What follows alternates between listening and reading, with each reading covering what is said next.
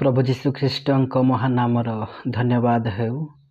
प्रभु जीशु ख्रीष्ट आम अनुग्रह दयाकोरी आज नूतन दिवस देखाई से ही उपस्थिति को आसवा निमंते सो आपण मान समस्त मोर ख्रीष्ट प्रेमर नमस्कार।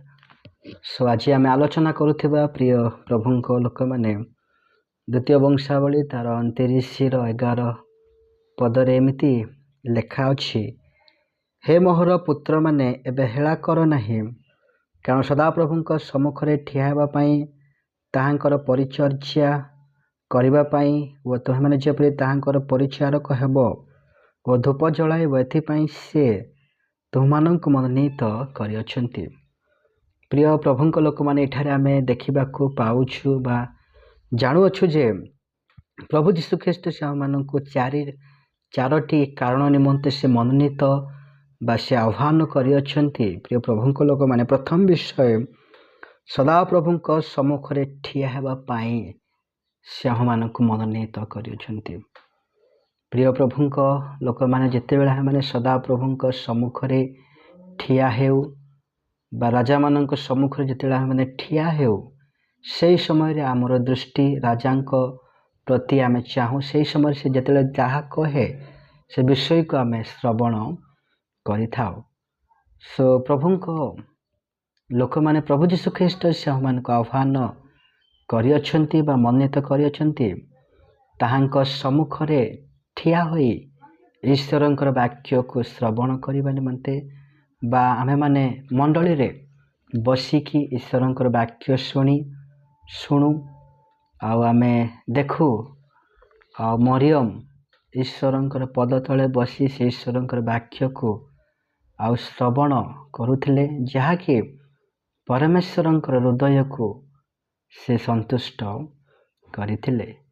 प्रभु जीशु ख्रीष्ट मध्य प्रिय प्रभुଙ୍କ लोक माने आमको से आह्वान करिअछंती जेपरि आमे ताहांकर पद तले बसी आमे ईश्वरंकर वाक्य को ध्यान करिबा, ईश्वरंकर वाक्य को आमे शुणिबा आ एथिपई प्रभु जीशु ख्रीष्ट से आमनको आह्वान करिअछंती। जेतेबेले परमेश्वर सामुएल को से डाकू अच्छी से समय 2 थर से बुझी पाले ना, किंतु 3 थर से जेतेबेले परमेश्वर सामुएल को डाकिले से समय सामुएल कहते प्रभु कहतु तुम्हार दास शुणुअछि। तो प्रभु जीशु ख्रीष्ट प्रिय प्रभुଙ୍କ लोक मैंने आमको से आह्वान करिअछंती कौन पाई माने आमे ताहांकर आउ सम्मुखरे बसी बा ताहांकर पद तले बसिके जेपरि आमे ईश्वरंकर वाक्य शुणिबा बा ठिड़ा होइकि ईश्वरंकर वाक्य को शुणिबा, ठिड़ा होइकि ईश्वरंकर वाक्य प्रचार करिबा, एथिपई प्रभु जीशु ख्रीष्ट से आमମାନଙ୍କୁ मनोनीत करिअछंती। एहाको आमे माने कोन हेला करिबा नाही बा तुच्छ ज्ञान करिबा नाही, कारण प्रभु जीशु ख्रीष्ट ईश्वरंकर वाक्य को शुणिबा निमंते कहिबा निमंते प्रभु जीशु ख्रीष्ट से आमको मनोनीत करिअछंती। द्वितीय विषय प्रिय प्रभुଙ୍କ लोक माने हेला कर नाही, कारण सदा प्रभुଙ୍କ सम्मुखरे ठिया हेबा पई ताहांकर परिचर्या करिबा पई। द्वितीय नंबर विषय प्रिय प्रभुଙ୍କ लोक माने ताहांकर परिचर्या करिबा पई प्रभु जीशु ख्रीष्ट से हमମାନଙ୍କୁ मनोनीत करिअछंती बा से हमମାନଙ୍କୁ बाछि अछंती। परिचर्या माने द बॉडी ऑफ क्राइस्ट, मंडलीर विश्वासी माननको सेवा करिबा, मंडलीर लोक जदि असुस्थ बा पीड़ित अवस्था मेडिकल अच्छे से आमे आउ भेटिबा खोजिबा, से उत्साह देवा, से प्रार्थना करिबा, अभाव थिबा लोक मानक पई सहाय्य करिबा, आउ जो लोक माने दुर्बल अच्छे से आमे वाक्य द्वारा शक्ति प्रदान करिबा, परस्पर को उत्साह देवा, परिचर्या करिबा पई प्रभु जीशु ख्रीष्ट आमको से मनोनीत करिअछंती। एथिपई प्रभु से आमको आह्वान करिछंती एई विषय को आमे केबे मध्य हेला करिबा नाही। वाक्य लेखा अछि, जो लोक सदा प्रभुंकर दास बोली जाने से तांको आतिथ्य करे बा गिनाए ठंडा पानी दिए से स्वर्ग राज्य रे पुरस्कार पाइबे। सो प्रभु जीशु ख्रीष्ट आमको से आह्वान करिअछंती, प्रभु जीशु ख्रीष्ट से आमको मनोनीत करिअछंती परस्पर परिचर्या, परस्पर को सेवा करिबा निमंते प्रभु से आमको अनुग्रह दान देइअछंती।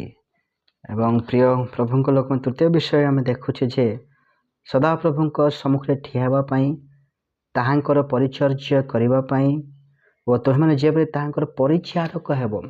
ତୃତୀୟ ନମ୍ବର ବିଷୟ, ପ୍ରିୟ ପ୍ରଭୁଙ୍କ ଲୋକମାନେ, ତାହାଙ୍କର ପରିଚାରକ ହେବା ନିମନ୍ତେ ପ୍ରଭୁ ଯୀଶୁଖ୍ରୀଷ୍ଟ ସେ ଆମକୁ ମନୋନୀତ କରିଅଛନ୍ତି ବା ସେ ବାଛି ଅଛନ୍ତି। ଏହି ବିଷୟକୁ ଆମେ ହେଳା କରିବା ନାହିଁ। ପରିଚାରକ ମାନେ ଟୁ ୱାର୍ସିପ୍ ହିମ୍, ଆଉ ତାଙ୍କରି ଆରାଧନା କରିବା ନିମନ୍ତେ, ତାଙ୍କରି ଗୌରବ କରିବା ନିମନ୍ତେ, ତାଙ୍କର ସେହି ଯେଉଁ ପବିତ୍ର ନାମକୁ ସର୍ବୋଚ୍ଚରେ ସ୍ଥାପନ କରିବା ନିମନ୍ତେ ପ୍ରଭୁ ଯୀଶୁଖ୍ରୀଷ୍ଟ ଆମକୁ ସେ ମନୋନୀତ ବା ସେ ଆହ୍ୱାନ କରିଅଛନ୍ତି। ତାଙ୍କର ପରିଚାରକ ହେବା ନିମନ୍ତେ ପ୍ରଭୁ ସେ ଆମକୁ ମନୋନୀତ କରିଅଛନ୍ତି। ବାକ୍ୟରେ ଲେଖା ଅଛି, ସୂର୍ଯ୍ୟର ଉଦୟ ସ୍ଥାନ ଠାରୁ ତହିଁର ଅସ୍ତ ସ୍ଥାନ ପର୍ଯ୍ୟନ୍ତ ସଦାପ୍ରଭୁଙ୍କର ନାମ ପ୍ରଶଂସନୀୟ।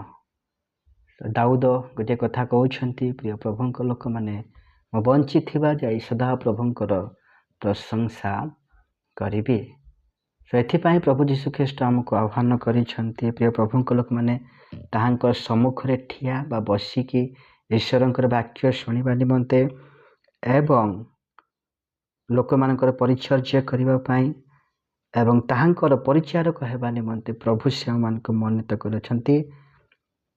ଏବଂ ଚତୁର୍ଥ ବିଷୟ, ଓ ଧୂପ ଜଳାଇବ, ଏଥିପାଇଁ ସେ ତୁମମାନଙ୍କୁ ମନୋନୀତ କରିଅଛନ୍ତି। ଧୂପ ଜଳାଇବ, ଏହାର ଅର୍ଥ ପ୍ରିୟ ପ୍ରଭୁଙ୍କ ଲୋକମାନେ ପ୍ରାର୍ଥନାକୁ ସୂଚାଏ ବା ପ୍ରାର୍ଥନାକୁ ବୁଝାଏ।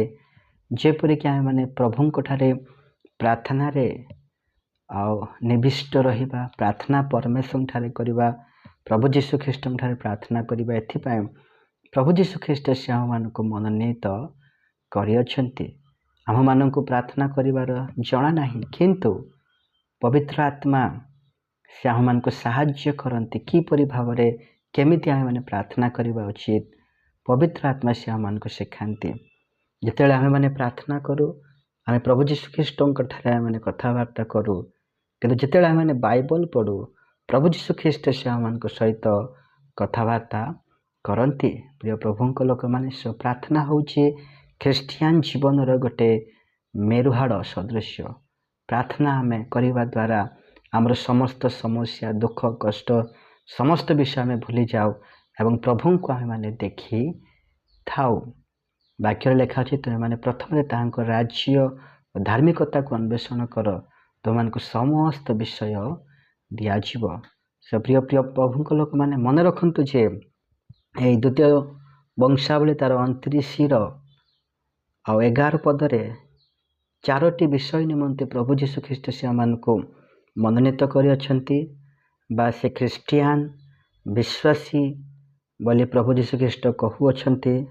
ଏହି 4ଟି ବିଷୟ ପାଇଁ ପ୍ରଭୁ ସେ ଆମକୁ ଆହ୍ୱାନ କରିଛନ୍ତି ଯେ, ପ୍ରଥମରେ ସଦାପ୍ରଭୁଙ୍କ ସମ୍ମୁଖରେ ଠିଆ ହେବା ପାଇଁ, ଦ୍ୱିତୀୟରେ ତାହାଙ୍କର ପରିଚର୍ଯ୍ୟା କରିବା ପାଇଁ, ତୃତୀୟରେ ତୁମେ ଯେଭଳି ତାହାଙ୍କର ପରିଚାରକ ହେବ ଓ ଚତୁର୍ଥରେ ଧୂପ ଜଳାଇବ, ଏଥିପାଇଁ ସେ ତୁମମାନଙ୍କୁ ମନୋନୀତ କରିଅଛନ୍ତି। ପ୍ରିୟ ପ୍ରଭୁଙ୍କ ଲୋକମାନେ, ଏଇ ଯେଉଁ 4ଟି ବିଷୟକୁ ଆମେ ଜାଣିବା, 4ଟି ବିଷୟକୁ ଆମେ ମନେ ରଖିବା ଯେ ପ୍ରଭୁ ଯୀଶୁଖ୍ରୀଷ୍ଟ ଏହି 4ଟି କାରଣ ସକାଶୁ ପ୍ରଭୁ ଯୀଶୁଖ୍ରୀଷ୍ଟ ସେ ଆମମାନଙ୍କୁ ମନୋନୀତ କରିଅଛନ୍ତି। ତାହାଙ୍କ ସମ୍ମୁଖରେ ଠିଆ ହୋଇ ବାକ୍ୟ ଶୁଣିବା ବା ବସିକି ମଣ୍ଡଳୀରେ ତାହାଙ୍କ ବାକ୍ୟ ଶୁଣିବା, ଏଥିପାଇଁ ପ୍ରଭୁ ସେ ମନୋନୀତ କରିଅଛନ୍ତି। ଏବଂ ଖ୍ରୀଷ୍ଟୀୟ ବିଶ୍ୱାସୀମାନଙ୍କୁ ପରିଚର୍ଯ୍ୟା କରିବା ପାଇଁ, ଆଉ ତାଙ୍କରି ଆରାଧନା ପରିଚାରକ ହେବା ନିମନ୍ତେ ଏବଂ ପ୍ରାର୍ଥନା କରିବା ନିମନ୍ତେ ପ୍ରଭୁ ଯୀଶୁଖ୍ରୀଷ୍ଟ ଆମକୁ ଆହ୍ୱାନ କରିଅଛନ୍ତି। ପ୍ରଭୁ ଏହି ବାକ୍ୟ ଦ୍ୱାରା ଆମ ସମସ୍ତଙ୍କୁ ଆଶୀର୍ବାଦ କରନ୍ତୁ। Thank you.